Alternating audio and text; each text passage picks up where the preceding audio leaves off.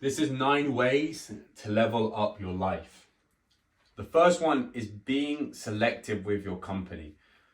You want to make sure that you're surrounding yourself with guys or people that are elevating you, that are lifting you up, that are encouraging and supporting you and challenging you and holding you accountable, in a positive manner. Guys that have similar goals to you, that are trying to achieve the same things, and equally for them, there's probably things traits you have that they look up to you and admire you for. And as you know, there's that old saying, iron sharpens iron. So it's really important to make sure you're being selective with who you're spending your time with, because you become and you are the 5 people you spend the most time with, and this also goes for negativity, because obviously there's that old saying again, misery loves company. So there's people that are miserable and they're not going anywhere, and they want company, they want to share that. And don't be a victim of this. Don't let someone else's lower state pull you down too. So it's important to make sure you're being selective who you're spending time with. A lot of people aren't moving forward, and as a result, if you spend time with them, neither will you. You won't be moving forward as the way you want to. Like often you can feel a bit drained. Some people drain you. Some people, there's a sense of grief in your body after you spend time with them. They might say a comment that's, a lot of people have nice traits, but then they also have like negative traits too. And you always want to give the benefit of the doubt for negative traits, because if someone is nice and all well and happy, but then all of a sudden they can turn quite negative, that's who they really are. Not necessarily that's who they really are, but that's the important stuff for you, because you will have to encounter that again. And if that's holding you back and not helping you, then you need to really, make sure the people you're around respect you and want the best for you, and, are people you care about, but are also on the same level. So yeah, that's important. Believing in yourself, believing that you're worthy, believing that you can do it, believing that you deserve this life, this better life, deserve all the great things that the world has to offer, deserving that you have a good body, that you can have a good body, deserving that you can be the strongest guy or make a good amount of money in your business to earn, a living for yourself. Believing in yourself that, you can be different, and that's okay. You can go against the grain. I think oftentimes we get put under pressure because we're going in a different direction, and people aren't going to always support us in that. But you have to believe in yourself, and when you do that, that's going to give you that power to really make your dreams happen. But next is prioritize nutrition and hydration. Everything you put in your body becomes you. Food is information, food is data. Nutrients allow metabolic, enzymatic functions, allow your endocrine system, your hormones, to produce hormones, to feel healthy. And equally, if you're eating foods that are of a processed nature, seed oils, you're eating, processed food, you're eating a lot of low quality food that's overstimulating, and it doesn't do your gut health any good. These things are going to make you feel bad and are going to steer you off course. They're going to actually start creating negative emotions in your body because they're of a lower vibration. They're not foods that are elevating you. So you want to be making sure your nutrition is on point, making sure you're eating nutrient dense foods, things like organ meats, things like eggs, things like really high quality food, organic. These are the things that are going to help you feel better. They're going to level you up. Not only that, when you eat a healthy meal that's nutrient dense, you're going to feel a little bit more like lighter. You're going to feel like there's more spring in your step. You're going to feel like you did something good for yourself. It's almost a form of self-love. And hydration is massive. When you're not hydrated, you become very disorientated.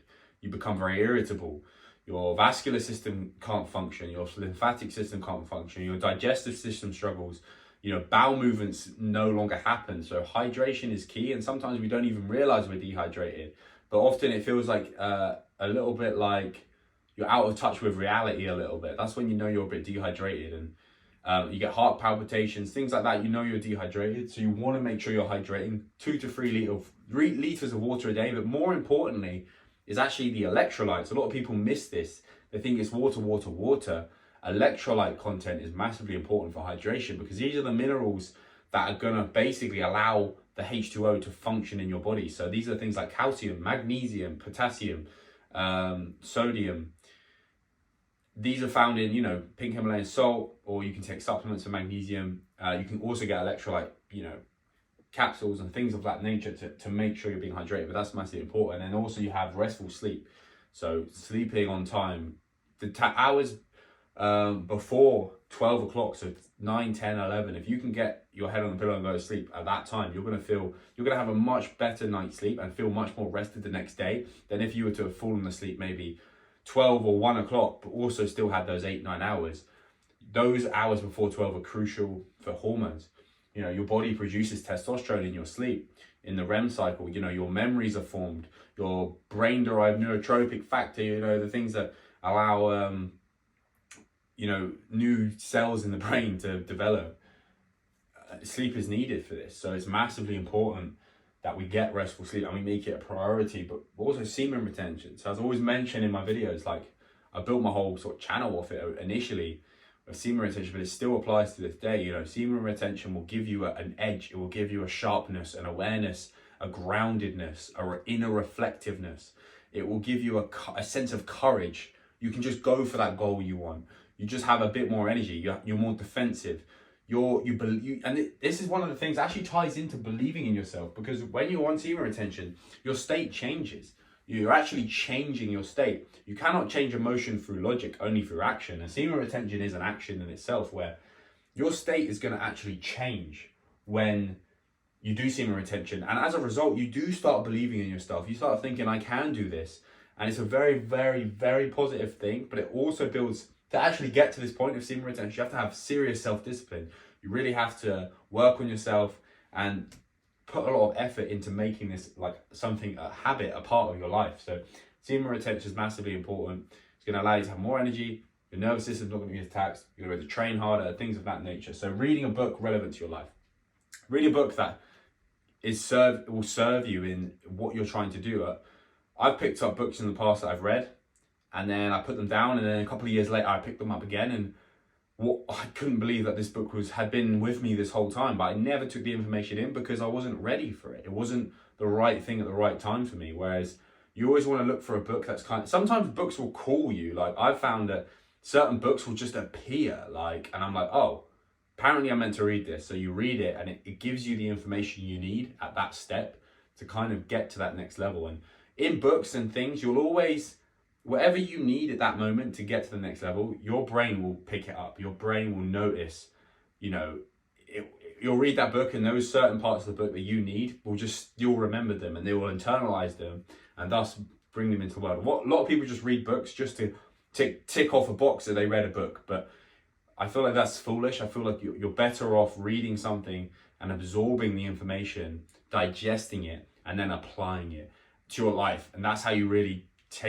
that's why there's certain books I've read at certain points in my life, and people can't believe how much of that book I could just recite off the top of my head, but it's because I really internalized, the lessons from it.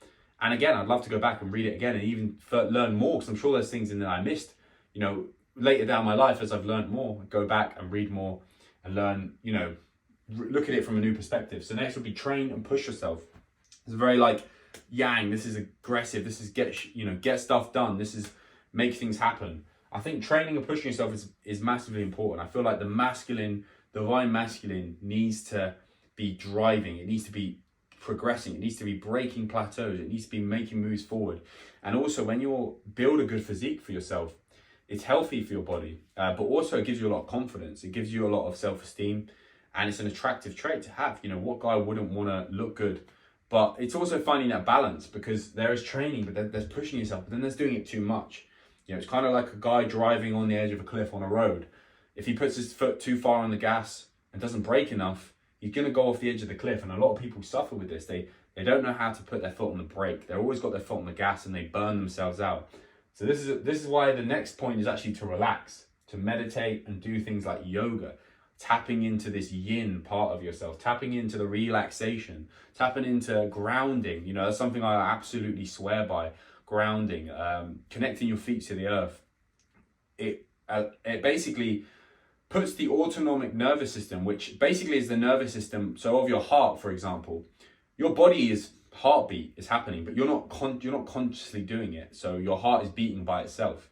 That's what they refer to as the autonomic nervous system. It automatically does these things. And when you ground, it allows the autonomic nervous system to go into its parasympathetic state. You need to spend at least 15 minutes with your feet barefoot connected to the earth, as in connected to the grass, connected to the sand, so that the electrons can basically bind to your body essentially, and allows your autonomic nervous system to relax, which I've recommended to clients, and they've told me it's really great. But this is a great way to relax and unwind. A lot of time we're too go, and this can lead to burnout, because there's that old saying, if you don't stop yourself, your body will, if you don't stop yourself, your body's going to do it for you.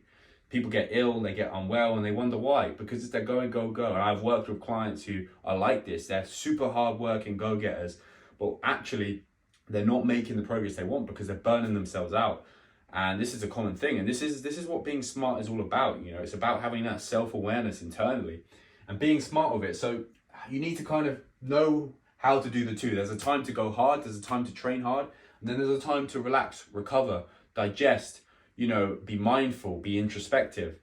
And then there's action, there's the go, there's the make stuff happen. But if you don't have the relax, you can't actually do the attack as well. You can't push yourself as hard, because if you're always pushing yourself, your tank never gets to refill. And the finally is create and stop consuming.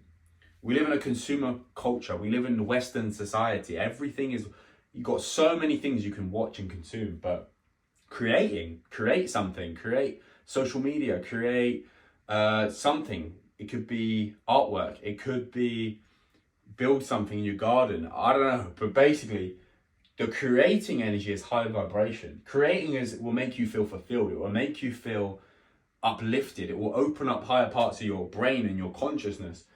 Consuming takes nothing. Consuming, you purely just, most of the time, watching someone else's work, watching someone else's creation. You're in spectator mode. You're an NPC.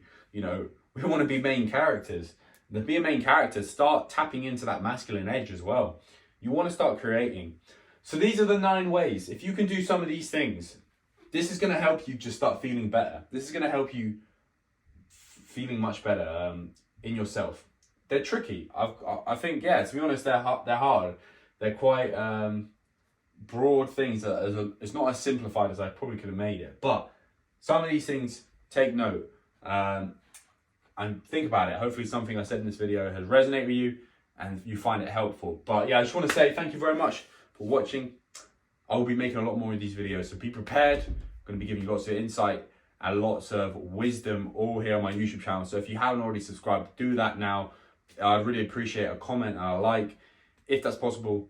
But that's all for today, guys. Thank you very much. I'll see you in the next one.